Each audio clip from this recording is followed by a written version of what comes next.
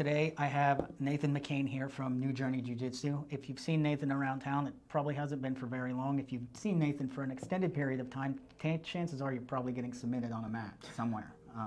That's how I've gotten to know him very well, up close and personal, unfortunately. But Nathan, thank you for taking the time. Thank you for having me. I wanted to invite you in because I've been coming to New Journey probably almost 3 years now, since April of like 2021, I think, something like that.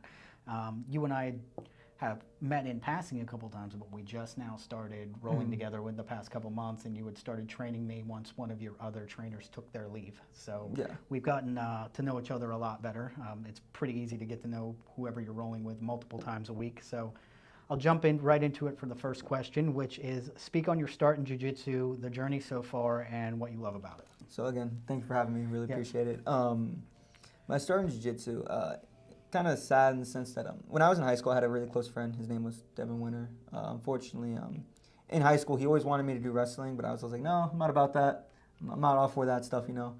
I don't like grappling. I'm more football. And then when we were in college, he unfortunately he took his own life. And I was going through a hard time with my schooling and a little bit of depression issues, so I was thinking, like, you know, what can I do to essentially alleviate that, you know, get myself out of my own head and do something more positive. And he always wanted me to do wrestling, and there was a newer school that had opened up for jiu-jitsu, and that's where I started. I said, you know, it's not wrestling, but it's still grappling, and that's how I got started. Not the most happiest of starts, but, you know, one that definitely led to a lot of happiness in my life. Sure. And I would say some things don't start happy, you know. I mean, that's the root of sales in my industry, is make someone uncomfortable. That's the only way they're going to move. Yeah. So, I mean, when you're uncomfortable in life, you tend to move towards something that you want to strive for, that you want to do better at. So, absolutely. I mean, obviously a lot has come out of it. You know, it's a very dark, depressing thing and an unfortunate thing, but to your credit, you've pushed through it, and a lot of good has come out of it because you were willing to do that. Oh yeah, it's definitely been life-changing for me, my brother, and my entire family. Yeah, like absolutely. The decision of doing jiu-jitsu, and it all spearheaded because of Devin always pushing me to start wrestling when I was in high school. So, rest in peace, my friend. Yeah, and what do you, with your journey so far, no pun intended, what do you love about jiu-jitsu? I mean, in that whole span, like, what has it taught you? What has it brought to your life? You know, in depth a little bit. What I love about jiu-jitsu specifically is the critical thinking aspect. It's very much compared to chess because that's what it is. There's so much variability to what can happen depending on someone's size, weight, height, and people come in all shapes, sizes. So, and everyone has a different style of grappling. So it really keeps you on your toes and thinking, like, how mechanically can I win? What's my next best move? You make one wrong move, that could be the end of it. That can get to your back, submit you, whatever, right? So that's something I love, is just the way it keeps me growing. I also love the way that it brings together a community like New Journey. We like to be like a family, you know, and I've met amazing people. My brother's met some incredible people, and it's helped me see, like, my brother kind of find his spot in life and really shine on the competition scene and become almost famous in the competition scene. And then it's brought a lot about my parents, too. It's made us all closer together. My mom, she hasn't worked in years because she stayed at home raising me and my brothers. So when she had the chance to work the front desk, she loved it. She just really enjoys engaging, growing the gym for us, and that shows me a lot. Like, my parents really care. Right. So yeah, what it's done for me and Little John as far as, like, brotherly bonding, it's like, he ain't little anymore, man. Huh? I said he ain't little anymore. Oh yeah. Arguably my bigger brother. My little brother is bigger than me. But just the bond, it's really sparked between us. Like, I don't need anyone else in my life but him, essentially. You know, like, my ride or die right there. Love that kid more than anything in the world. So I'm not kidding, but and I'll speak on a couple things you said there. One, starting at the front desk. Your mom was always very gracious to me when I first started, and I really, obviously, that says a lot. Your mom was always very gracious to me, and especially me coming in and starting a grappling sport. And you know this, and a couple people I roll with frequently know this. And it's a testament to the people in that community that do care, like you said, is, you know, I was never able to do physical sports as a child. I couldn't do football, I couldn't do grappling, I couldn't do wrestling. My brothers and cousins always did that, but due to my health issues, you know, I couldn't do any of that. So my journey into jiu-jitsu was kind of like, I know maybe I shouldn't, but I'm gonna try anyways, you know, because my first thought process was I'm not go out and find trouble kind of person, and nobody that goes into that kind of environment is. However, if anything ever happens, I want to know, like, because I'm a little bit more fragile in a way, I want to know how to defend myself more and better. So you guys have, like, immediately were really attentive to that.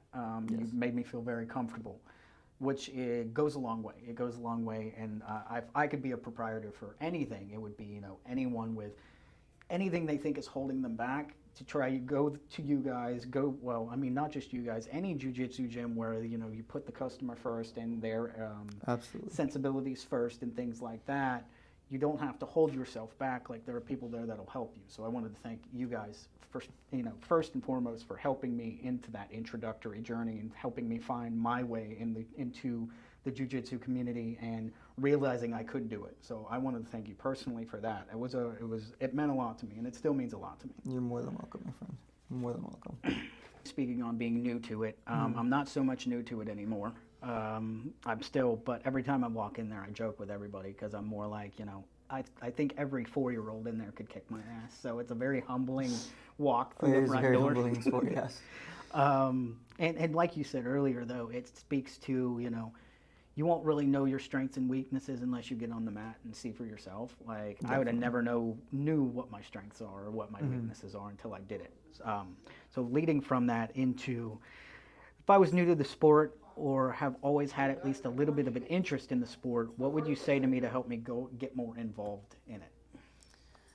For someone new, I always tell them the biggest thing is when you're starting, people like instant gratification. And I tell them, first thing, it's not that. No. Far from it.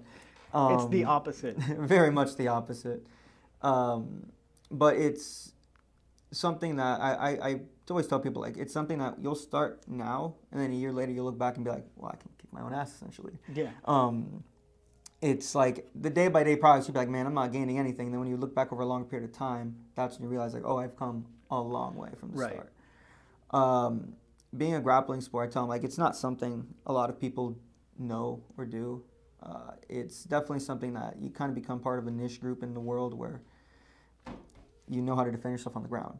And not a lot of people know how to do that. It's you learn how to control your partner, if you're in the street, you need self-defense, how to control whoever you're in a fight with, that sort of thing, without really having to hurt them.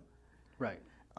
You see a lot with internet nowadays, police and stuff, how lack of training can sometimes lead to situations that can be easily handled with proper training to what it can escalate to. Right. So I always tell people, you know, come in willing to learn, to be more interested in learning and not so much about when can I get my next belt, when can I get my next belt. Just chase progress and everything that will come with it. Yeah. Just absolutely. Chase personal growth. That's what you want, is the personal growth of it.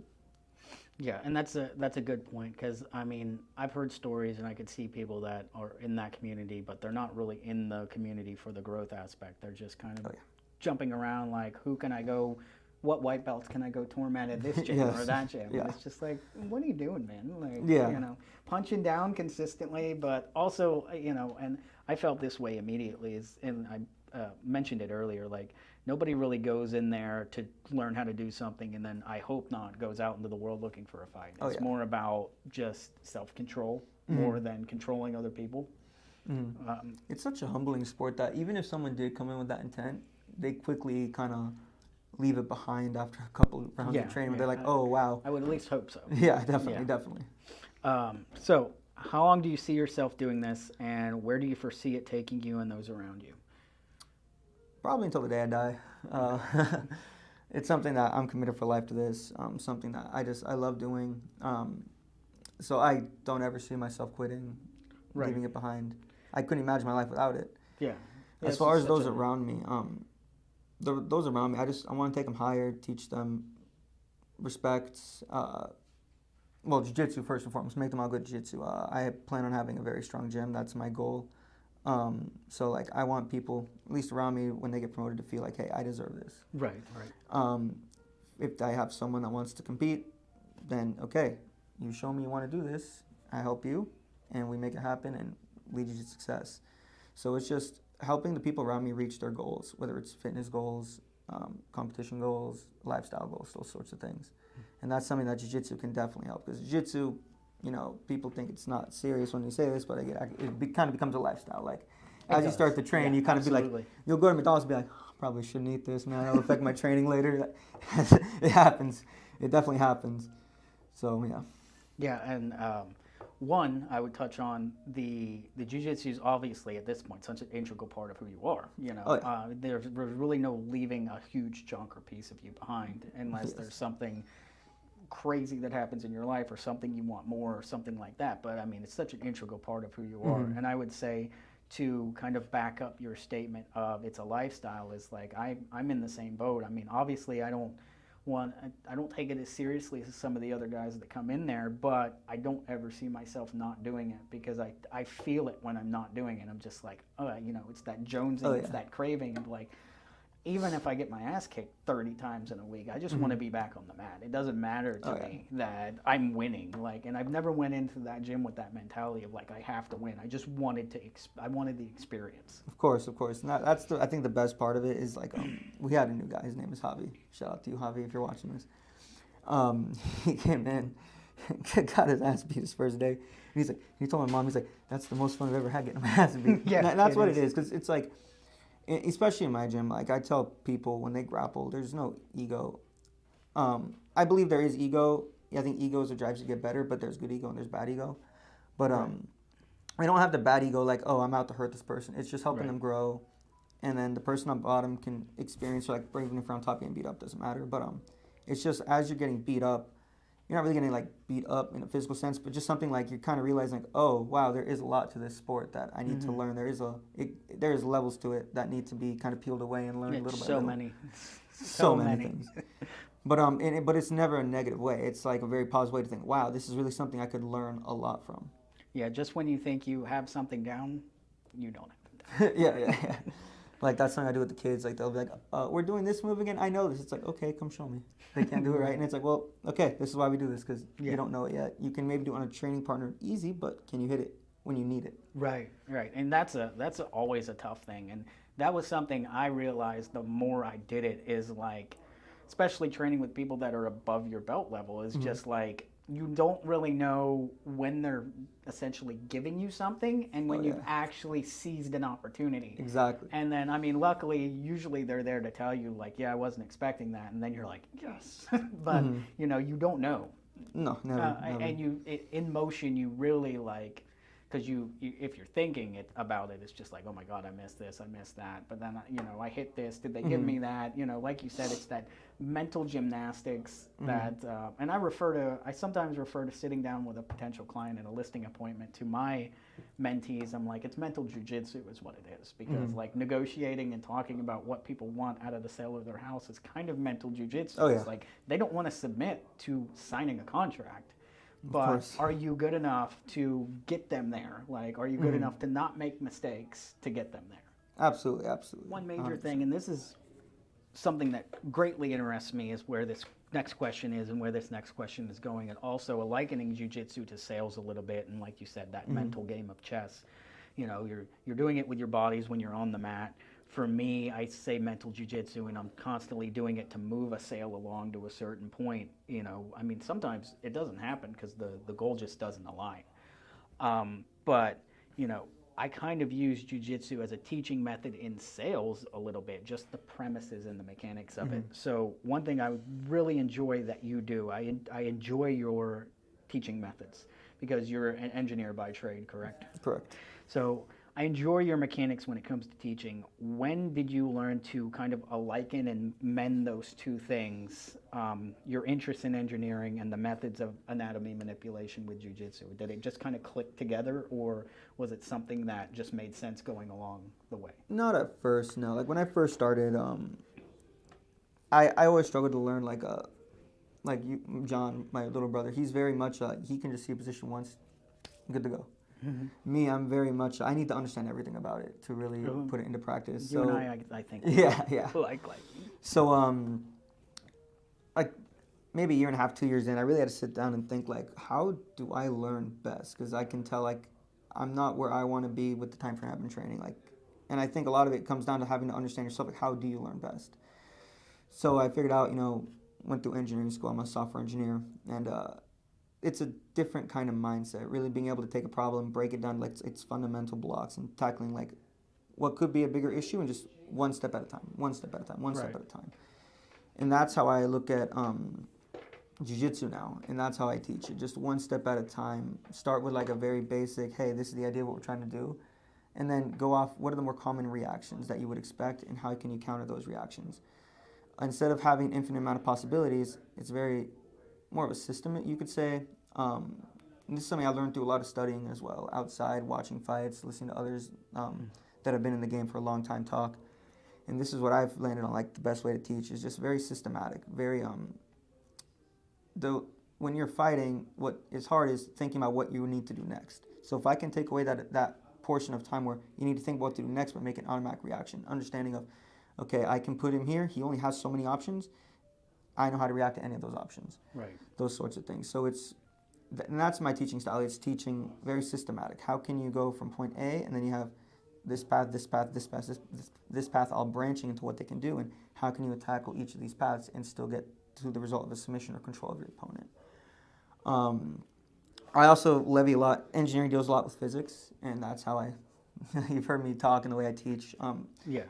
As far as the manipulation of the anatomy, like the biggest thing is thinking of things in terms of levers. When you pull a lever, you never pull from like the bottom. You always pull from the top to get the most range of motion on that lever, right?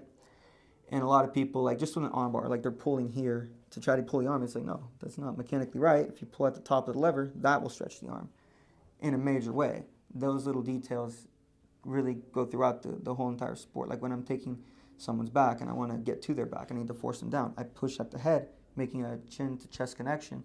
That can force them to roll. If you take your own head and you start pulling it down, you feel your own body start to curve. So taking a lot of advantage of a lot of those understandings of the body and how that can apply to what you need to do. I need you to roll. I can push your head down toward the crown of the head, force a chin to chest connection, and that will force you to roll over the way I need you to. Yeah, all of that when I started training with you really fascinated me because it's it's those little things you don't think about because, well, especially in my position being a white belt, hopefully slowly transitioning into a blue belt, but someone just on the premise of not having much time in the sport, it's a lot going on at once.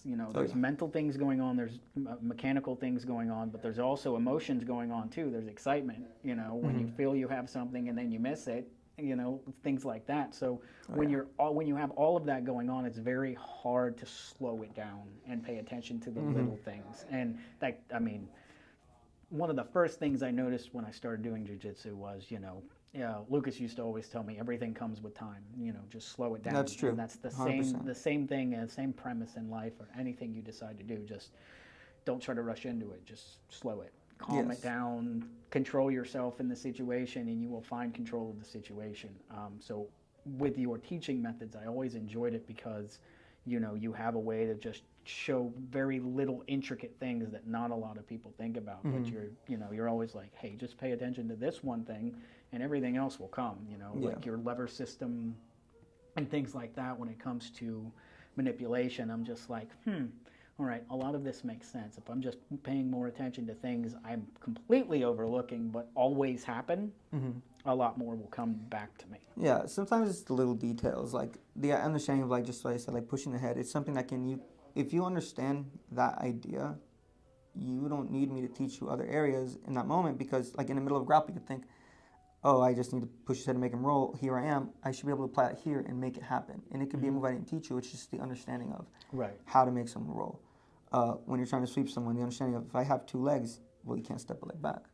That's a very simple concept, hard to apply in grappling when in live, but if you understand, like, if I get control of two legs, my ability to knock him over far higher. He has no way to base back, so you can get control of two legs, knock him back. I don't need to teach you moves from there. You can just be creative in that sense and be like, if I can get 2 feet behind, if I can get one hand, 1 foot behind his other foot, how can I get control of two of his legs anyway and then find a way to pushing force to knock him over? So, question to follow up on the teachings and the mechanics and things like that. How have the complexities of because you're at such a high level, and a lot of people don't conceptually grasp that. So like in your teachings with me, in your teaching with newer grapplers and newer people that are interested in the sport. I mean, obviously, you remember what it was like to be a white belt, but your knowledge has superseded that so much that you don't completely, it's hard for you to think at that level anymore. Yes. So how exactly, when you're teaching, do you kind of water that down and make it more digestible and easy for people to comprehend? The way I do that is start slow. Focus on, like, when I'm teaching, it's what in the moment is what I want you to grasp. Like, if I'm teaching like a sequence to like go to what we've been working on, like side control stuff to get a submission from side control, right? And I'm teaching you a movement, and you do something following after, like you apply submission afterwards. It wasn't perfect, but that's not what I really want to focus on at that moment. There's no reason to harp on you over that. Right. You know, it takes years to build up perfection, or as close to perfection as you can get throughout the sport in different positions and movements. So first thing is not over harping on every little mistake, but just saying, okay, what is the concept I want this person to learn? And explain that. Focus on that. They can make mistakes. It's going to happen. Yeah, sure. That'll be fixed over time. And as you get in this one concept, then I can say, all right, so that's perfect. But now this can be fixed too. Now we go from there. So not overloading them.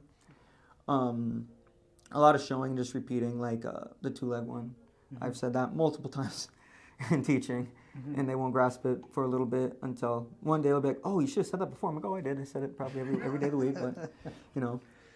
But, like, when I remember sitting there watching and learning, and it's like, even now when I'm studying, sitting there watching, learning, there's a lot of times where you're so focused on something else in what you're trying to study or learn from that you may miss something I say. Yeah. Very common. Focus. I mean, I know for me, like, I just get tunnel vision. Oh yeah, that's like it's just regardless of what I'm doing, whether it's jiu-jitsu, whether it's work, whether I'm like, I just get tunnel vision, and then I'm just like, oh, what? I'm not. Yeah, paying that is attention the to number one thing that happens to white belts and early blue belts is the tunnel vision. And even now at a higher level, it still happens. Brown, black, it still happens in the middle of a grapple.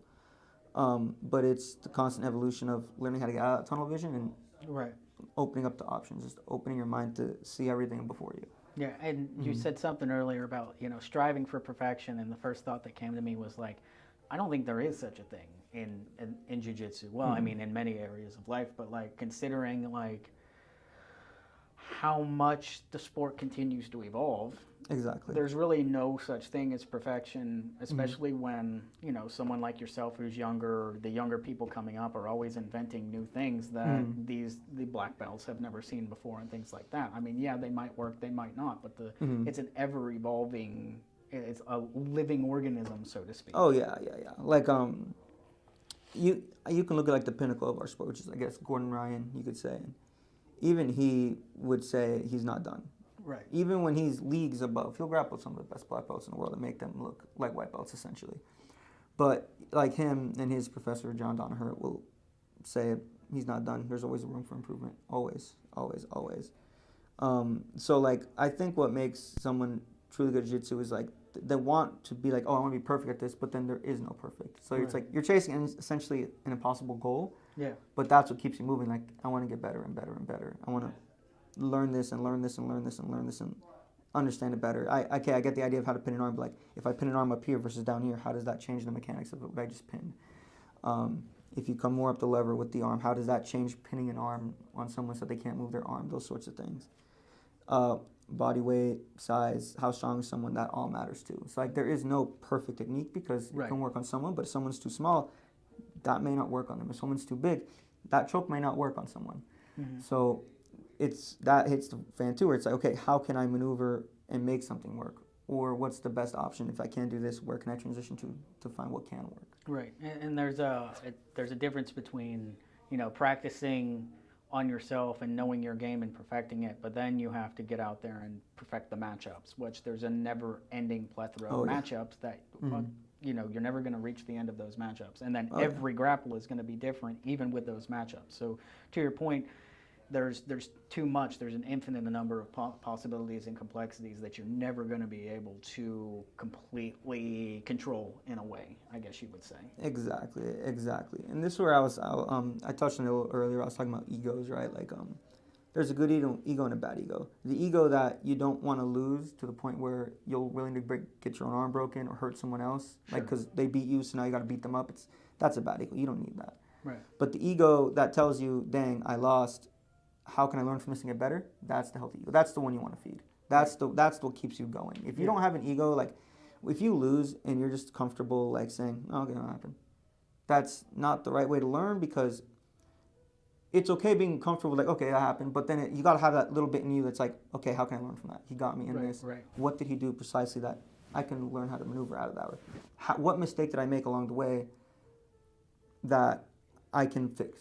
Right. And that's what you want to feed into. That constantly keeps you learning. That's what keeps you coming back and wanting to learn. Because I've found it's usually one mistake. Oh, yeah. And it's one mistake that you keep making. Yes. And, in training with you and John and obviously a couple other people, like, I would just get caught up on the same thing 5 times in a row and just be like, all right, I get it. All right. All right. Well, you know what? There it is. Yeah. Yeah. Like, it's often just one thing. And then once you fix it, of course, there's going to be another thing after that. But the helpful thing is like, well, you would have never got to the second mistake if you didn't make the first mistake 20 times. But the point is you're advancing. You're getting rid of those mistakes. Yeah, and going back to my teaching style, I think that's why I teach the way I do, is because I like to teach in a way that if I'm not always watching you grapple, I want you to be able to walk away and think, dang, he passed my guard. How did that happen? And you can break it down yourself and be like, okay, well, passing guard is very general.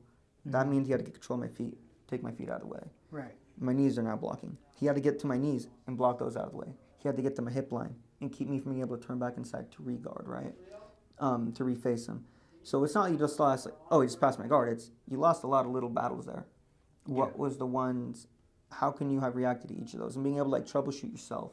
And that's why I use a lot of detail when I teach. That's something you said to me one of the first times we started training together that really stood out to me, that I think you can liken to anything. Like when I sit down in a sale, or when I'm trying to negotiate a money issue or a money discrepancy, or anybody else, like when you're talking with someone else, when you're on a date, when you're just doing things to try to gain an advantage, so to speak. Right. What you had said was, it's not often the thing that got you submitted. It's the 4 or 5 things that you messed up on that led you to that point. That always resonated with me, of like, it's so true. It's like, it's not, and trust me, the intricacies can be vast, because it could be, if you're sitting down in a sales in my area, or you're sitting down in the listing appointment, it doesn't have to be, oh, the number didn't make sense. It could have been one word in the way you said it. Exactly. And it's that thing of like, you're not going to win every battle, and if you want to win every battle, you're never gonna be happy, and you're never gonna get there. But 100%. The way you said that, it always stuck with me, because I was like, it's very true. It's just like, once you start losing those little battles, that'll lead you to the, I'm walking out the door like, what went wrong there? And it's more than likely a couple of things, not just one thing. Oh yeah, that's exactly how it is. I think life in general is just that. Yeah. You get a lot of people that say like, generally like, oh, this happened to me today. Something bad happened. It's like, okay, what led to that? What are little battles in life that led to this happening? Yeah. You got to be very introspective to pick those things out too. Yes. Like me myself, I am very introspective, so I think that's what leads me to being better at sales and jits and a lot of other things in my life. But like, I don't think a lot of people like sitting with the failure and sitting with like, all right, I made 6 mistakes. Let me really dwell and pick those mistakes apart and know that I had to make them and they're a part of me. Oh, yeah. One of the things I do with my competitors, we do studying. We'll do, and I believe in coming out of football and soccer and things like that. Tape study was so important. And a lot of times you'll get more old school professors saying, go watch and tell me what you did wrong. I'm not for that. I rather sit with my competition team all together, put on the tape. We're all going to watch everyone's fights. Win or lose, I don't care. Even if you won, you probably made mistakes. So you didn't submit the guy in 10 seconds, so mistakes could, if it took you 5 minutes, there's mistakes in that you could have. Right. But it's very humbling, again, when you watch yourself compete and you watch how you lost. Because you'll sit there and be like, I could have done that. Yep, that right there, should have done that. Yeah.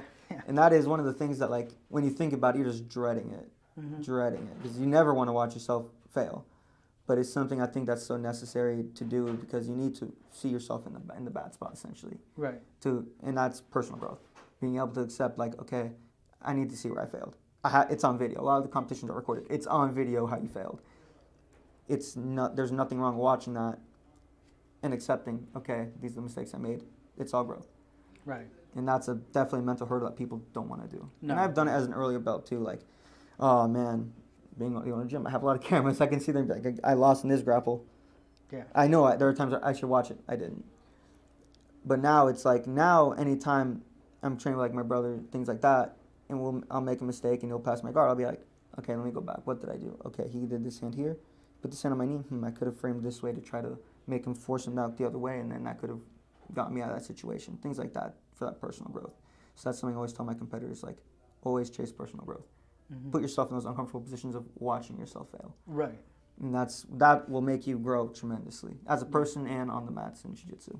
And so I was going to cut it, but you got my brain working because I like this topic, which is in those moments you essentially kind of have to delve into it, and you can almost say, oh, that's why I'm my own worst enemy, but you do have to step into those shoes of like, okay, well, your competitor was your enemy at that point. Mm-hmm. He now submitted you, and he now thinks he's better than you. You essentially have to put yourself in his shoes of being your own worst enemy and being like, oh, I have to look at it as he was looking at it in the moment. Like, he's seen my mistakes.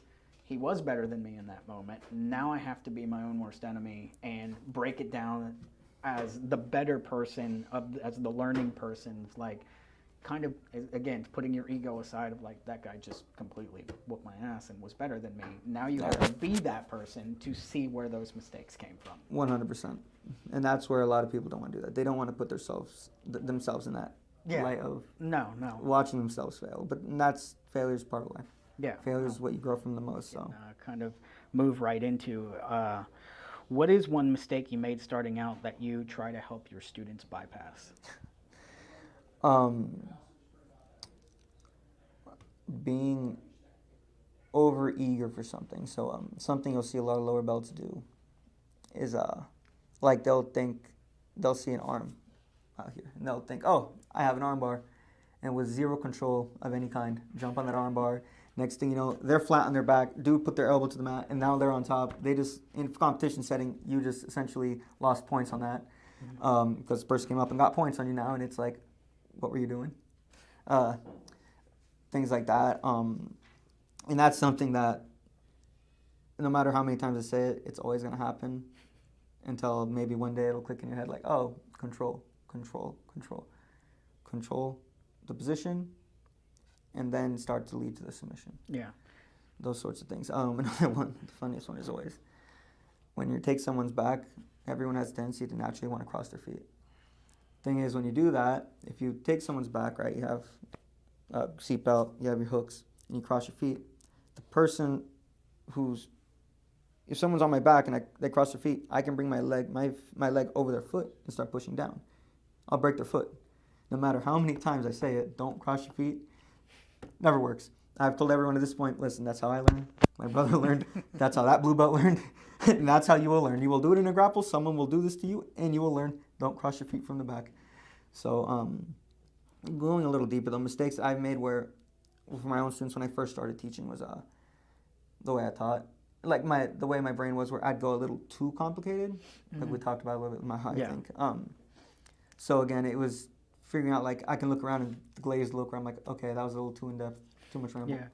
Let me bring it back and re-explain it. I had one of those moments with your brother the other day of, like, he had asked me a real estate question, and then I just kept talking for 3 minutes, and he was like, now I know how people feel when they ask me about jiu-jitsu. I don't know what the hell you just said. Yeah. I'm like, hey, I'm here to teach you just as much as you're here to teach me. Hey, you have questions, let me know. Yeah, and it's fitting it in an hour. Like, when I really first started teaching, it was like when I had just an hour to teach, like, how can I fit grappling and good instruction into an hour? Because usually something has to give. So finding a little bit of balance where you want people to leave feeling like they learned, but then you want people to leave with a workout like, oh yeah, I got my fitness in for the day. Yeah. Just find that balance. That's why hour-and-a-half classes are the best. So moving on from a little bit of jiu-jitsu, more of you personally and locally, we spoke a lot about personal growth, and I would like to touch on, and this is something I touch on with almost everybody that comes in here. You've been in, how long have you guys been in St. Cloud, you and your family? A long time. Okay. It has to be over 15 years by now. Okay. So with the term growth, our town is growing substantially, Oh, yeah. and you guys are in a really good location, right downtown, and you guys really do help a lot of the community that wants to come in. The kids there are always, it's always packed full of kids and teaching them discipline and things like that. So how does the growth in St. Cloud affect you personally and you guys professionally? The growth, traffic sucks. Fix the infrastructure. But We're it makes working me, on it. Okay? I've talked with a lot of people that are working on it. It's a work in progress. But it makes me excited because jiu-jitsu wise, I feel like it's more people to possibly teach, more kids to possibly teach and help grow into young adults in life. Personally, I like it. I like being part of a growing city. When I moved here, had to be maybe 15 years. I'll go like 15, 16 years ago. Probably more than that, but definitely more of a small town vibe. And I've heard that it used to be an even smaller town vibe. People that have been here longer than me, yeah. But I like the idea of it growing. I like the idea, maybe not to like downtown Orlando levels, but the idea like more local businesses can grow, possibility for more customers for those local businesses. Bigger places like hopefully a Target comes here. I like Target. So something like that where that excites me in the future. I know like they're building up, I think like the second biggest Bass Pro Shop or something here on the other side of Kissimmee Park Road now. They might be. There's a lot going on. There's a lot going on that side. That makes me excited because that's all been like nothing there. Right. And then I'm driving by and seeing houses. My wife and I were looking at a house over there, and it's exciting to see the growth and how. Have you seen some of the developments and the plans that they're planning for Kissimmee Park Road? Yeah. It's insane. It's gonna go nuts. Yeah, it's crazy. Oh yeah. And you think the infrastructure is bad now? Like, I looked at that and I'm putting like, those houses in before they're fixing the turnpike. Hey, that's why I'm like, hey, at least those houses are right by the turnpike. Oh, the biggest infrastructure change that's coming is they're gonna make the turnpike and north and south exit and entrance. I'm like, thank you. It'll boost. It will boost commerce around here. It'll boost the economical growth, and it'll boost the, oh my God, I lost the word, commercial, just a lot of commercial growth. Trucks will be able to move freely around the roads. Of course, we're going to have to widen some roads and things like that, which is going to make it worse. But, no town pretty much in history had their infrastructure down before the growth came. I mean, even Orlando happened to get it right because as soon as you hit the Orange County line on Narcoossee, it's always gone to 3 lanes. Yes. And that was like that before Lake Nona took off. And I mean, I'm a little bit older than you. When I was a kid, when I was a teenager, I've lived here my whole life essentially, and Lake Nona was all cow pasture. So you could essentially see what St. Cloud is more than likely going to become, and all the residential stuff's going in first, and the huge plans. Exciting. 100% it's exciting. And I'm with you. I think infrastructure will catch up with it, but once the businesses start coming on board, once all the houses and the people are here, the businesses know they can start. And immediately hit the ground running. So we're going to see 100%. A huge economical growth after the huge residential growth, and I don't think the residential growth is going to slow down. I don't think so. Even in my field, when it goes to maybe more of a buyer's market, it's just going to keep filling up, especially with how many people are coming here and want to be 100%. Here. I mean, St. Cloud's a nice area. It's very nice. Yeah. I've met a lot of people, especially post-COVID. Now I want to move here because it's a nice area. Houses are starting to get expensive as a result, but unfortunately, that's not slowing down either. No, unfortunately not, man. Unfortunately not. But like I said, it's just a nice area, and that's why people want to be here. Right. Besides being at the gym, and I know you're a fairly busy guy. Where can people find you after they watch this video? Like, what are you doing on social? Where do you frequent around town? Things like that. On social, my name is N_engineering_jiu-jitsu. Okay. I always consider myself engineering jiu-jitsu. That's good. Around town, I live in Hunter's Creek area, but when I'm in town, it's always at New Journey Jiu Jitsu, always.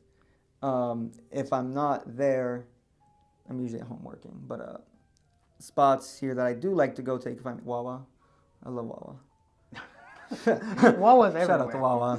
Well, I mean, if I'm in town, yeah. Okay, and then, fair. Okay, they're not everywhere, but you get what I'm saying. Yeah. Is there any more local spots you like to visit? I mean, you're right downtown, so. Yeah. I like Florida Burger Coffee. Yeah. Delicious place. Ian goes there all the time. Yeah. Yeah, it's one of his go-to He knows spots. it's good. It's good. Muggs is also very good. I think it's called Muggs, the burger place. Yeah, Mutts is the burger. Mutts. That's Mutts. Mutts. Yeah. Then those spots, Fire.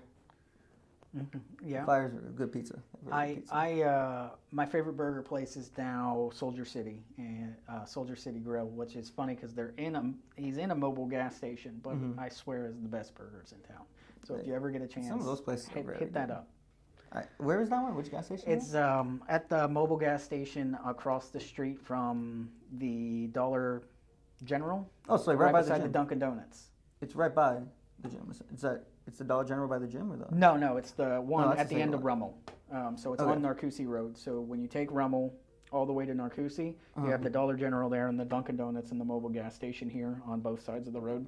It's where they're building Sunbridge Lane to go all the way. Okay. Yeah. I've heard good things about that place. I've heard Yes, about Soldier yeah. City. I want to try it. Burgers are fantastic. Mm-hmm. We've talked a lot about new students, jiu-jitsu, things like that. So if only one person sees this video, what do you want them to remember about you and what you do? I'm Nathan. I love jiu-jitsu.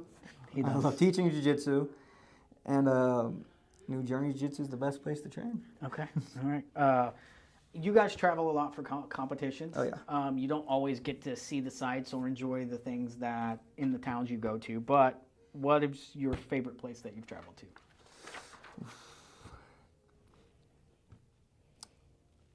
For me, I always love California. That's where I was born. Okay. I'm going there for the first time this year, next month. Very nice area. We didn't. San Francisco is really nice, but I think no, it's got to be New York. New York, because it's so different to what I've ever been to. Yeah. Like very, very different than like growing up in like Southern California or like even here in St. Cloud. Right. Or Idaho, where John was born. Okay. Never would have guessed it, huh? No. Potato boy. No.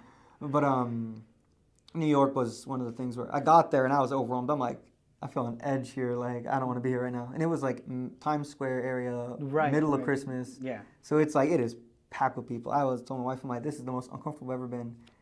And then the next day I like just eased up a bit, just really enjoyed it, walked around Chelsea Market area. And that's an area that I love. Yeah, I've been there twice. I was there once as a kid. I was about, well, I can tell you I was 9 years old because 9 years old because it was the year 2000. So right before 9/11, I actually was in the World Trade Center a year before 9/11.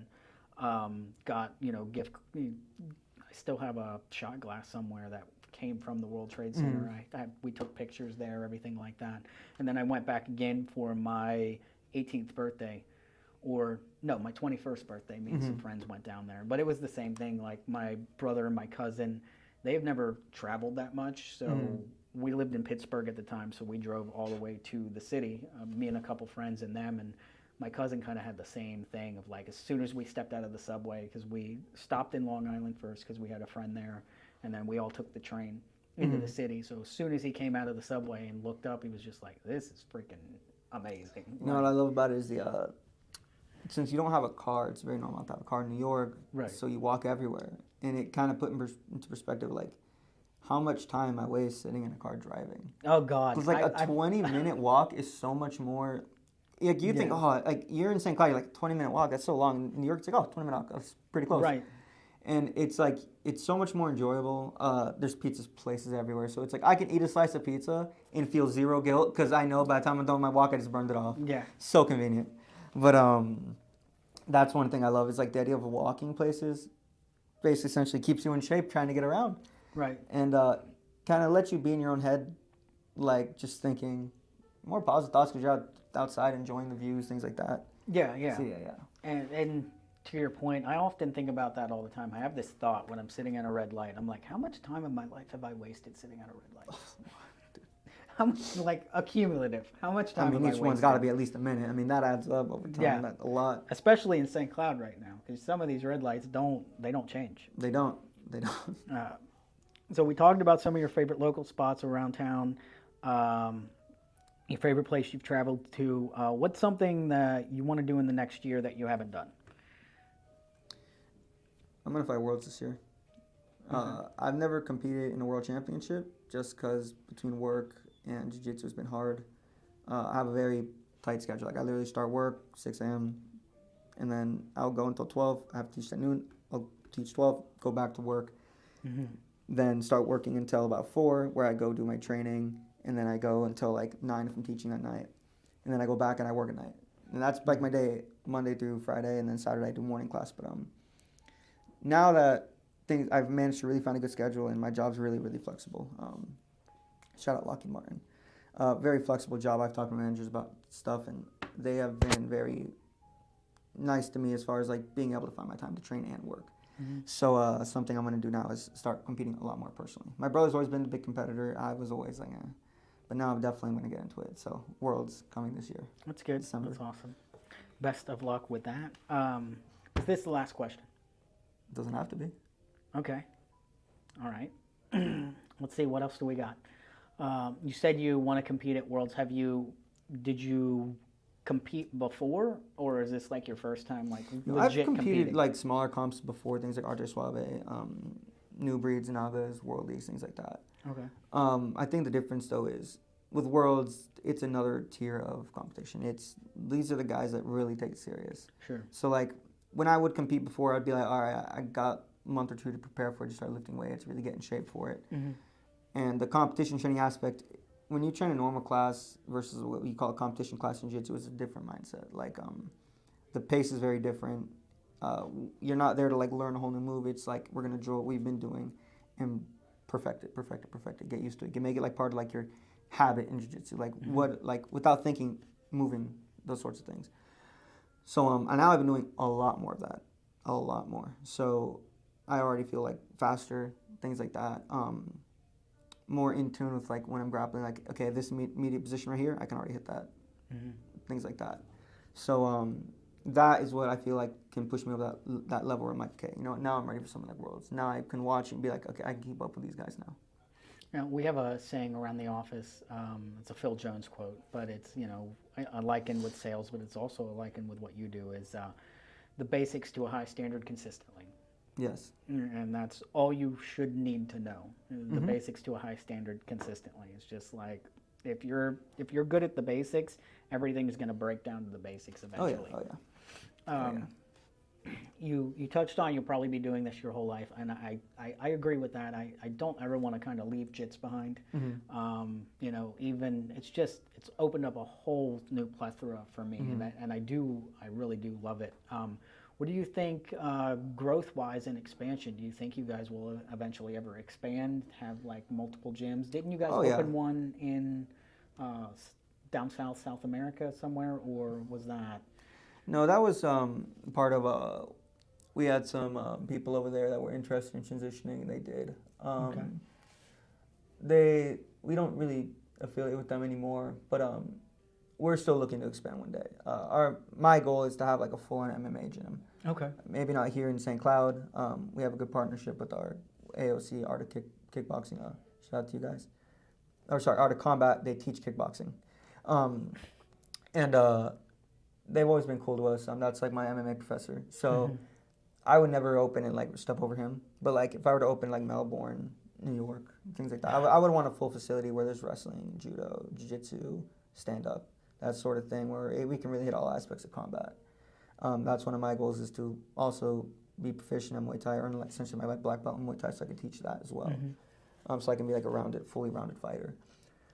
But yeah, like eventually we will open. We once looked at Lake Nona, but then if the deal fell through, there was a very messy contract that had to be dealt with, and we were like, that's a minefield. Then there was a time we were looking in Melbourne.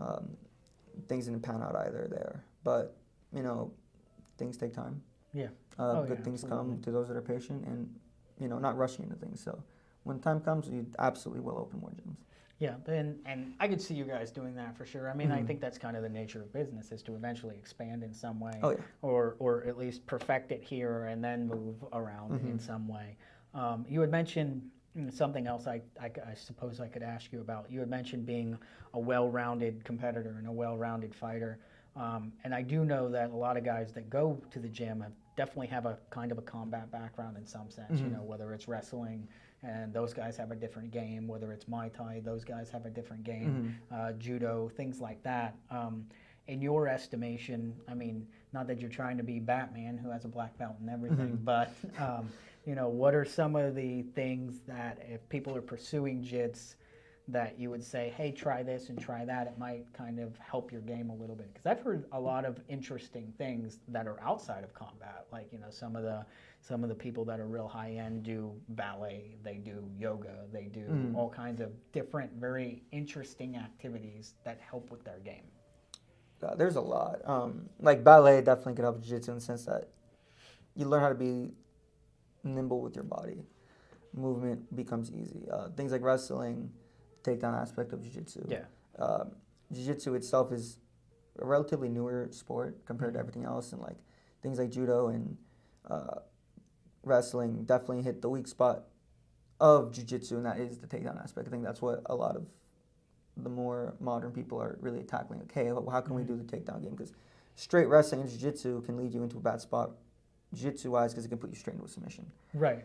And I noticed that a lot because I have a lot of things on my social media feed that are very wrestling related of like get the takedown, and then me having done jiu-jitsu now, I'm just like, you just gave him your back. Exactly. So, and the biggest thing when wrestlers come in, the biggest thing is like, you know, they follow their back, like freak out. They're like, oh, I can't touch my back. It's like, different sport, man. It helps a lot though because it gives you the grappling mindset. Like, and it when the wrestler comes in, a really good wrestler, and you feel the top pressure, like, oh wow, okay, he wrestles. He understands playing on top, putting pressure down on your opponent or your partner to like really get the pass or like make them uncomfortable, those sorts of things. More outside of combat, like ballet. I want to think of one that's more like ballet. Soccer would be good for the cardio of it, I think, because, man, to play soccer, you have to have some cardio. Did that, and my God, the amount of running forces you to have a gas tank in jiu-jitsu. Interesting.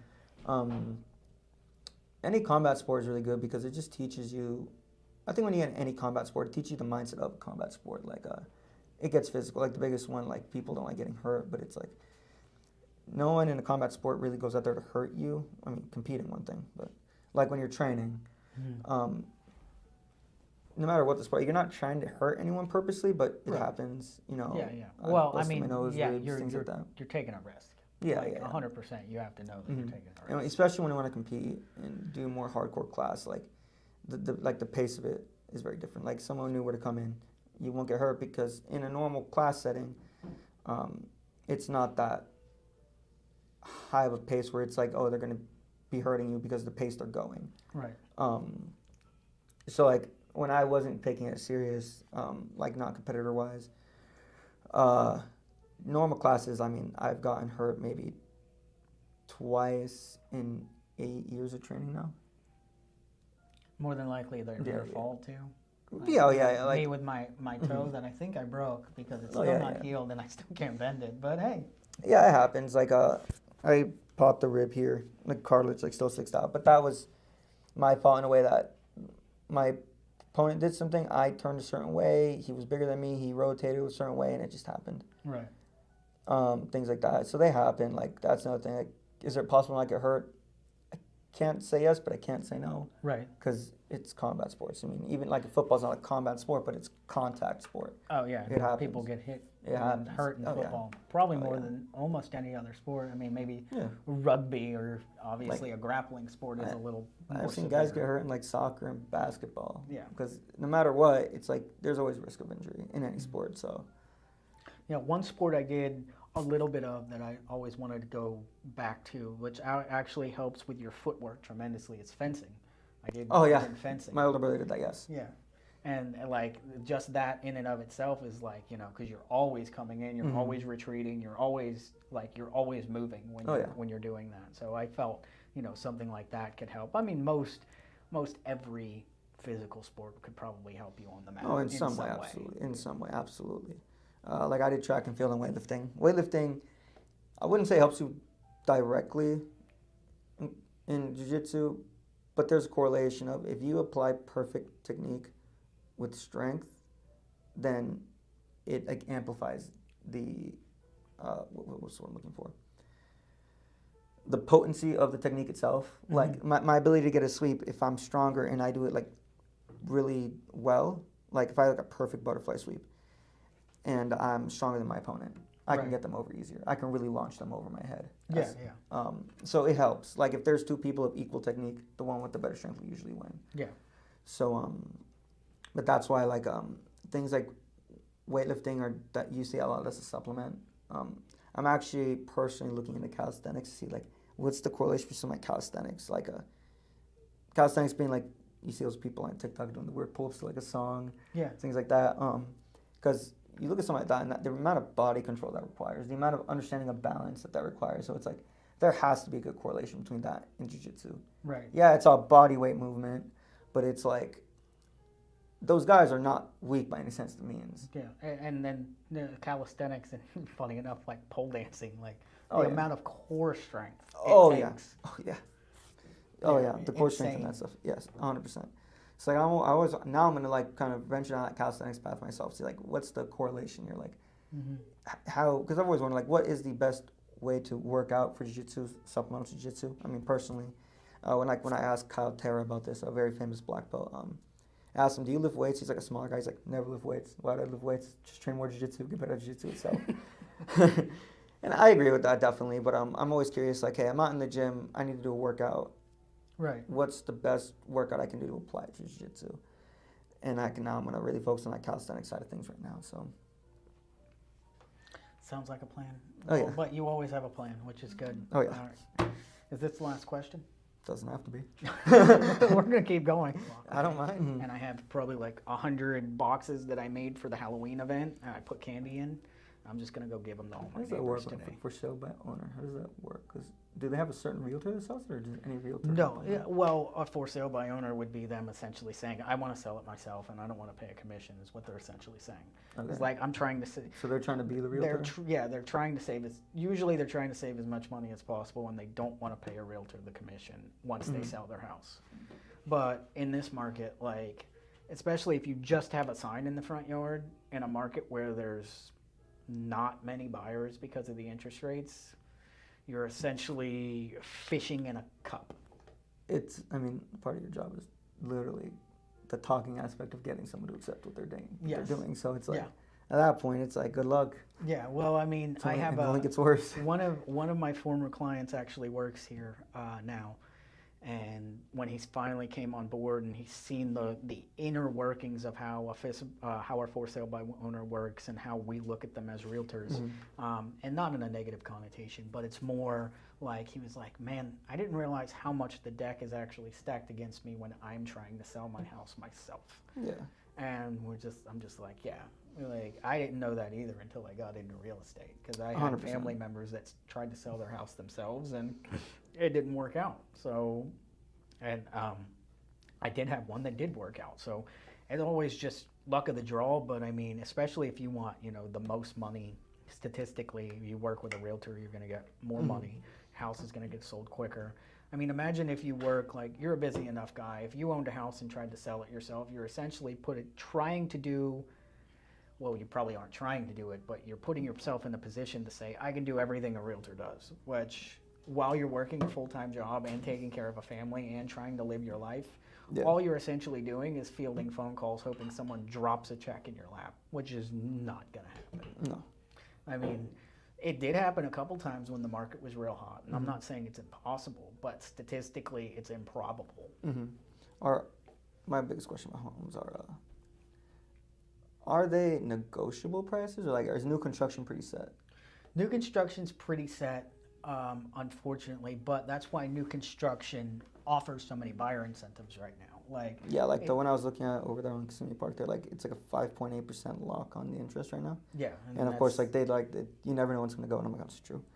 Yeah. Well, I mean, and it's fair. That's, I just ran these numbers 2 weeks ago when October started, because I update my stats every month, and then I study stats almost every morning, pretty much every morning, which is, so St. Cloud, Kissimmee, Osceola County altogether has about 45 new developments in it, which puts them they're more of a even market right now instead of a seller's market, because new construction has added so much to inventory. So 2 years ago when the market was crazy, we only had like 2 months of inventory.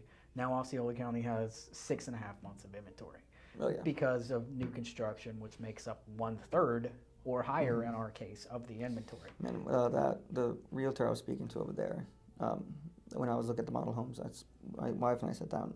My God, I did not realize how little of a difference a down payment made. It's like I was like, okay, let's say I put like 30,000 down.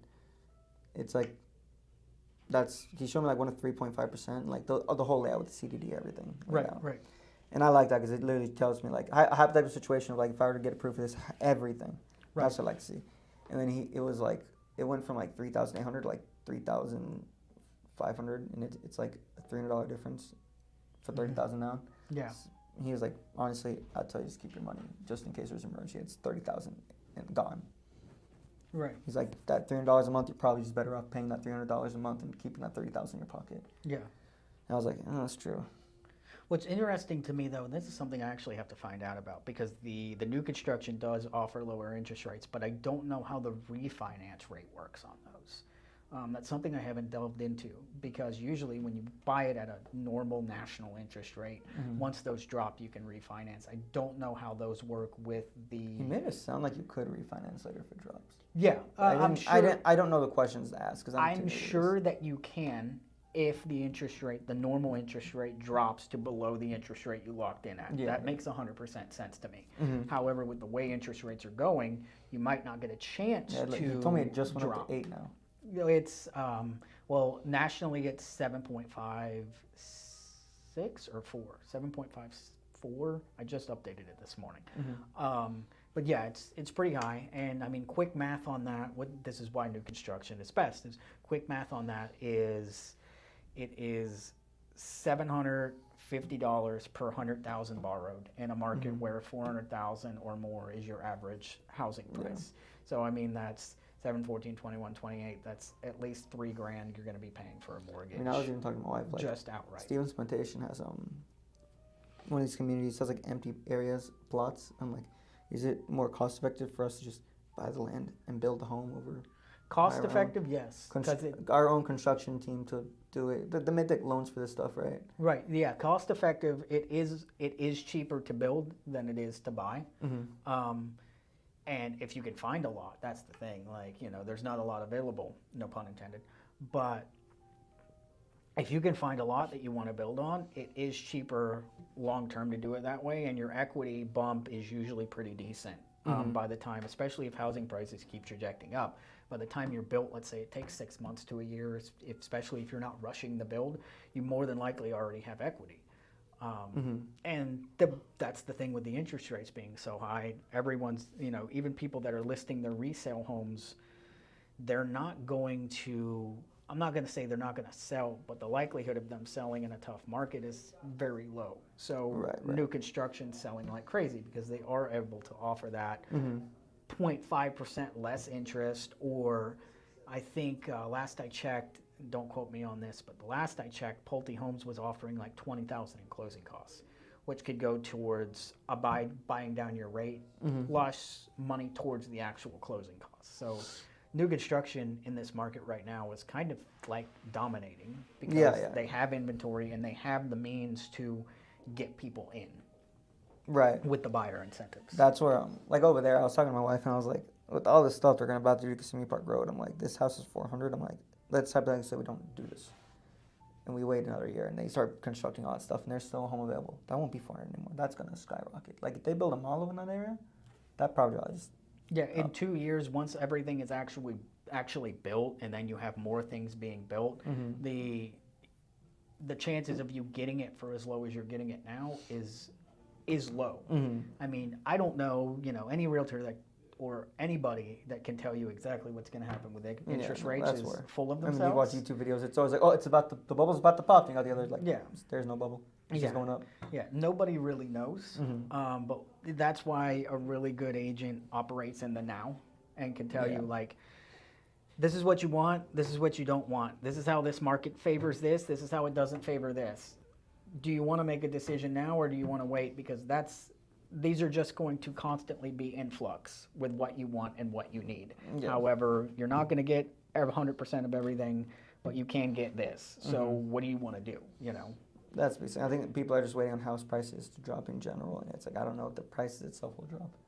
Yeah, well, I can almost assure you, and I can't assure you 100%, but value is always going to increase, even through the last, and we've talked about this, even through the last housing market tank. 5-10 years later, value still increased. I mean, houses were 100,000, 200,000 then. They're 400, 500,000 my now. wife's house, massive 2-story house, and it's like the mortgage is 1,400. So I look at like this 1-story, like a bungalow style home, and I'm like, 3,000? Yeah. Almost 4,000 a month? What the heck? Right. And I mean, the payoff is you get a ton of equity in the one you bought before, and then you roll it into a new house. That would be my whatever. idea. Is like, I would never sell my home. I would always be like, can I rent it out? And yeah, and that's That's a my wise idea. decision because rent right now is $2,000 a month on average. So if you sign a mortgage and you're paying you let your lender know you have a rental property, they roll that into your negotiations, and then you're like, they put that into your income, and then they're like, okay, well, I mean, obviously on paper for you're sitting there saying, well, now I'm only paying essentially $1,500. Right. $1,500 a month for a mortgage for a house that better suits me and where I am now and things like that. Right. So like, it's just kind of, again, the mental jujitsu of like, where are my options here? Where do they branch off? What can I do? Where can I go? How does it suit me? How does it, where does it work for me? Yeah. Because I know we've had that conversation quite a bit of you guys looking for a new house. And Yeah, things like now that. is when we're actually like looking now. Like we made the drive down there, saw those houses. I think we're gonna go back and look at the other because there's 2 properties out there. Yeah. So I'm looking at the one toward the back now. And I want to look at they're Sunbridge. still breaking more ground on multiple developments out there. Oh yeah. So I mean, there's a lot going on. Clearly, you know that. Yeah, a lot of movement. Like the growth question was good because like it is growing. Like it is not. It is growing. Yeah, and it's only. I mean, all over Nolte now too. Yeah, Nolte will be, and I think it's only going to get past. It's only going to get put to a certain point, growing east. Eventually, it's just going to keep coming south. So, like Canoe Creek Road is next. It's just going to keep going south. I mean, aside from Kissimmee Park Road, because like that can really be like. There's definitely areas where they can be like, we can just make this connect to 192 over here.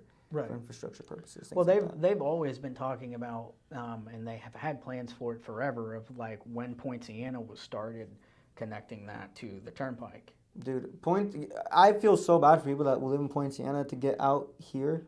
It's like you got to drive the entirety all the way around. It's like a 40-minute drive, and it's like if they just made a road here, because they've like been working on that for like 5, 10, 15 years. It's like finally connecting that to the turnpike. But now that St. Cloud is a big hub, it's a lot more like it's all right there. So.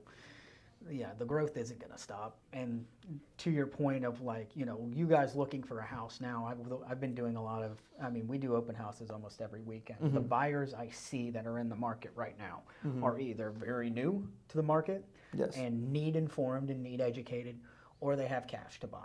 Like there's no one really floating around unless it's absolutely necessary they find a house in like the next month. There's nobody really floating around that's just kind of looking. You know what I mean? It's just like either they don't know what's going on or they have cash to buy. It's like they haven't completely made their decision because they don't know what their options are.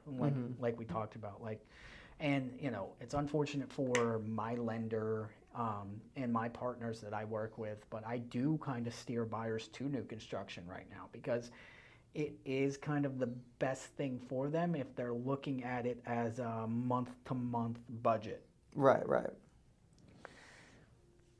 Yeah, it's stuff we got to think about. But I think we're in the boat of we don't have to move right away, but it's something like we just kind of want to. Yeah. We have an entire upstairs to ourselves, but it's just like we would like to be away from our parents. Not that they're bad or anything, but like no. I think everyone kind of needs to, exactly. has to go through that. But on top of that, like we talked about, and this is what everyone's talking about is. There's going to be a sweet spot essentially of like if interest rates come down, even if they go up to an 8 or a 9, they're still going to then come down to a 7, and people are going to be like, well, I need to move on the interest rates now. But if they drop back down to a 5 or even a 6 right now, what's going to happen is housing prices are going to slowly creep down to try to get rid of the inventory, and interest rates are going to come down too. So once these two things meet, you're going to have a frenzy. because you're going to get a cheaper home price with a lower interest rate, and all the inventory is just going to get ate up again. Right. Even, because it's going to take them a minute to catch up with that, 1 to 2 months at least to catch up with that, with the interest rates. So just to kind of see what happens with those numbers. So in 1 to 2 months, you can see houses start going like crazy. Right. Because even the new construction, if interest rates drop to a 6, well, new construction is going to be like, well, now we have to drop back down to a 4 or a 3 to compete. So all of a sudden you have lower prices and lower interest rates. The buying market, the selling market's going to just skyrocket all over again. So that's the kind of thing they're trepidatious of, is like, where do we want to go with this? Because if they keep it where it is at a high interest rate and nothing moving, it's really affecting the economy. Yes. So it's a tug of war essentially. But that's why I tell people, like, it does suck that interest rates are 7.5 right now. Like, if I could lower them, I would, because I would have more business and people would be able to afford a house cheap. But if you move now, you're going to avoid all the headaches of the other markets you're going to essentially have to navigate. Yeah, because then it's like a bidding war of like, yes, you weren't fast enough, or you didn't put enough. Or, then the cash buyers that have been waiting are going to rule over everybody, because everyone's going to accept cash and they're able to come in 20,000 above and things like that. So it's, like I said earlier, it's the market you have to, like, if you want to play in the market, there's always going to be a market you have to navigate. It doesn't matter, like, even when it's a buyer's market, say 2-3 years from now it turns into a complete buyer's market, there's tons of inventory. Well, then nobody's going to want to sell, because they're going to look at this and be like, well, I'm not getting $400,000 for my house anymore. Why the hell would I sell it? Yep. Nope, yep. It's about par for the course. They're like, what? Man, I should have sold it 2 years ago. Yeah, exactly. And people are already saying that now because of what we just went through. I mean, the guy that wins is the one that sells it, has a place to stay, and then waits. And it's like, now I got 400 and these houses are 2. Got it. Yeah. And the people that bought, 5 years ago, 6 years ago, got 3% interest, and now they're sitting on 100 to 200,000. A lot of people here in Florida that I know, like, I met some people that they sold their house for like 400, and they moved like Puerto Rico, where it's like a lot cheaper, like other states where it's like so much cheaper here. Right. Texas, I think, being one of the bigger ones that's cheaper, depending on where in Texas you go. There's a lot of places to go in Texas. Exactly. But So in some of the bigger areas, they're a lot like us. Oh yeah. But my buddy my best friend lives in Kentucky, and him and his wife bought a house for like $200,000, I think, outright. Probably right before the real estate market went crazy, and gorgeous house, like 2 stories. Obviously, they have a basement there, but really nice neighborhood, things like that. They purchased it outright for like $200,000 cash, and now they're sitting on like $100,000 in equity. And it's just like, you can land over there around like Lexington and things like that. Like, someone who sells a big $1.5 million house here can go there and buy 50, 100 acres with a giant house on it, and not spend all of their money. Yep, that's where, right now it's like the treading of how much do I make? I do not want to live paycheck to paycheck, but it's like some of these prices I'm seeing, I'm like, that basically puts in paycheck to paycheck territory. Yeah. Where I'm like, I can do it, but then I look at my wife like, you make all the money we need to like essentially do outside of the bills what we got. Right. She's a teacher. So not a lot. But, yeah. Is that thing still recording? Yeah. Oh, okay. It